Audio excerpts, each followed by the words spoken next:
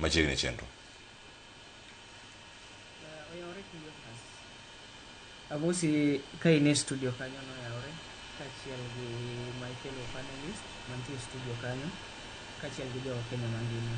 Amosou ni oyawre uru kumoro amora ma untiere.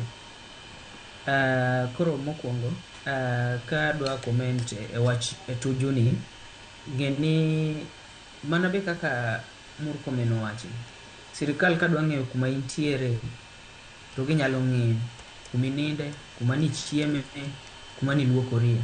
Mano gima ginyalo ng'eyo.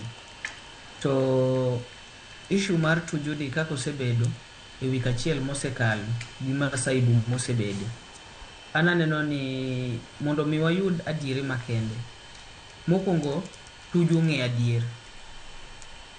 Mar ariyo, sirikal bo ng'e adier. Koro ji ariyo gi onego bed ni ginyisowa adier makende kaka ging'eyo. Nikech king'iyo Tuju osebedo gi masaibu, nyocha wawinjo no olal, nyoro oyudore.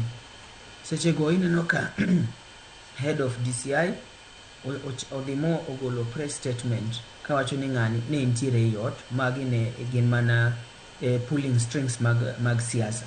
Koro onego bed ni DCI ema nigi full information about a predicament mag Tuju gi. Koro onego bed ni ginyisowa, Tuju bo onego nyiswa adier ni ere ng'ano matimo ne gigi, en ng'ama nade, because kapok olal to nitie kaka nodhi motimore nade, modhi ogo report in danger. Bang' achiel lakini ariyo to en ang'o ni lal, oonge ji kia kuma intie.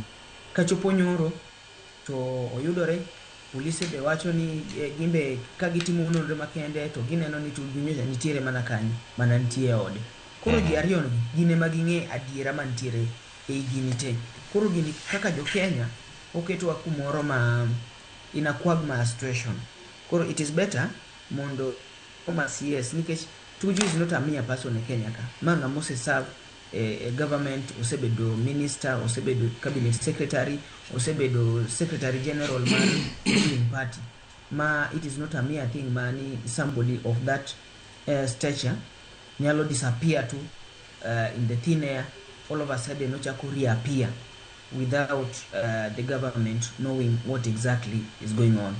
Koro Tuju, CS, former CS, and the DCI should tell us why are this hullabaloo.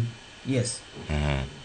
Erokamano ahinya. Kendo mana kama ntiere karka chaka kendo koda Dr. Abdul. Ineno machala ni midhiero momako Tuju. Mano kinde mokalo ka nyaka sani makoro walose kae wach mwacho ni ero